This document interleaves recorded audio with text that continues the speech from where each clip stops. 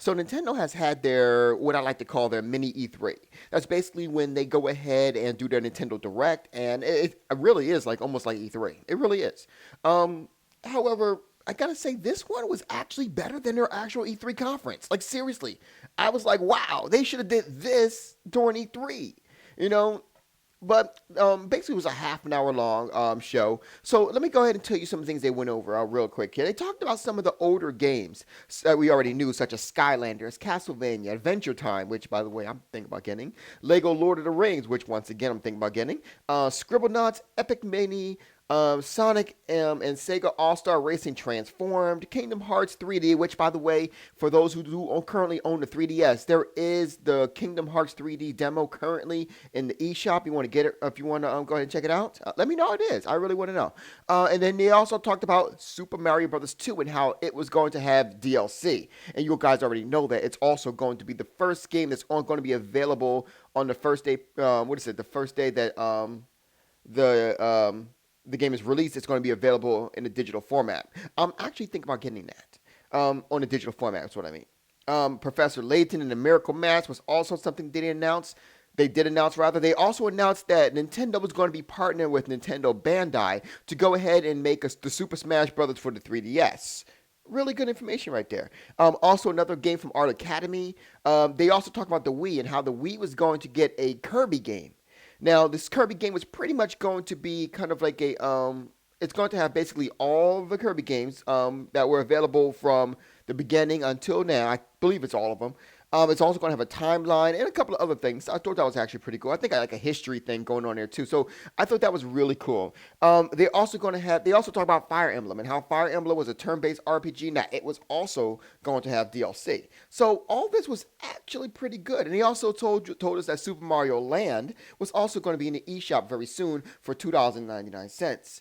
Very good. And last but not least, well, actually not last, but they also talked about Pokemon Black and White 2 on the 3DS and how you're going to be able to use the Pokemon Dream Radar to go ahead and catch certain Pokemon. Now, hopefully that won't be dedicated to just like these super powerful Pokemon or, the legendary ones. I would like to catch my Charmander, my Pikachu, my older Pokemon. I'm not really interested in the actual new Pokemon. The older Pokemon, though, all the way. Now, with that being said, too, they also said that they were going to go ahead and release a new application called the Pokemon Pokedex 3D Pro, which is pretty much an upgraded version of the original Pokemon Pokedex 3D.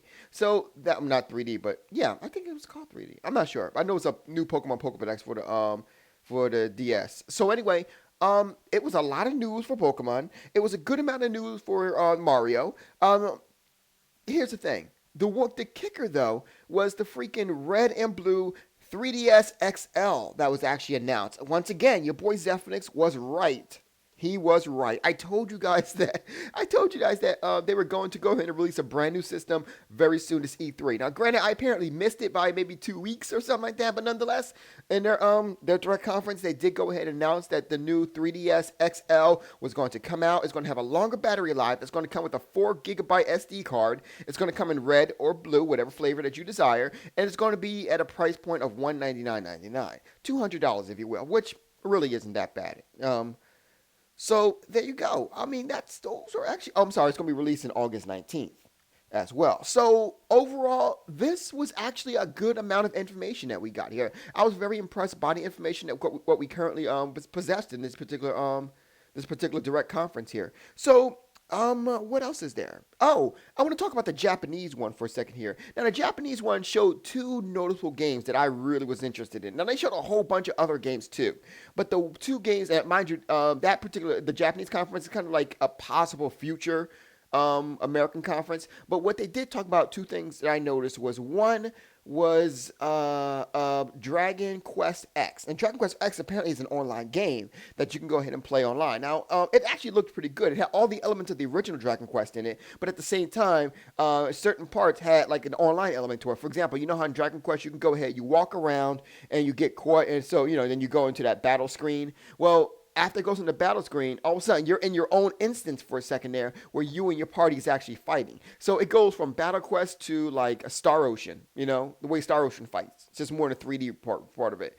I thought that was really cool. So that's definitely something that you guys may want to go ahead and check out. The other one was, give me one moment.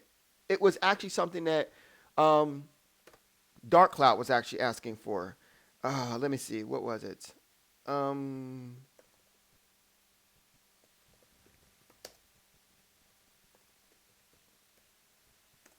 I'm sorry, I can't remember it. Give me 1 second. Animal Crossing. There was a new Animal Crossing game that was announced then, and then I thought that was actually pretty cool. The Animal Crossing game looked, well, it did look like the other Animal Crossing games, but the graphics were actually pretty good for an Animal Crossing game. So it's something that I'm definitely looking forward to going ahead and checking out myself. I might even buy two 3DSs, one for my wife because she likes those type of games as well.